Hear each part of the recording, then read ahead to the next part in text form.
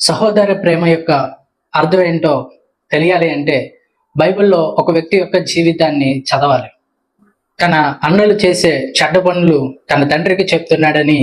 అతన్ని దూషించి చావుకొట్టి గోతిలోనికి పడవేసి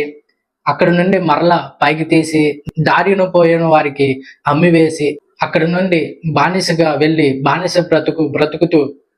తన యొక్క నమ్మకత్వాన్ని బట్టి ఫరో ఇంట్లో చేరి అక్కడ ఇబ్బంది కలిగిందని చెప్పి పారిపోతే అతన్ని మరలా జైల్లో వేసి జైల్లో ఖైదీగా ఉంటూ తన యొక్క నమ్మకత్వం దేవుని అందలి భయభక్తులు కలిగి ఉండటం వలన అతడు మరలా ఫరో ఇంట్లో చేరి అక్కడ ఉన్నతమైన స్థితిలోనికి దేవుడు నడిపించి అక్కడ తన జీవితాన్ని గడుపుతున్న ఈ దినాలలో ఆహారం కొరకు తన అన్నదమ్ములు తన ఎదుట సాగిలపడినప్పుడు ఇప్పుడు నా టైం వచ్చింది కదా అని చెప్పి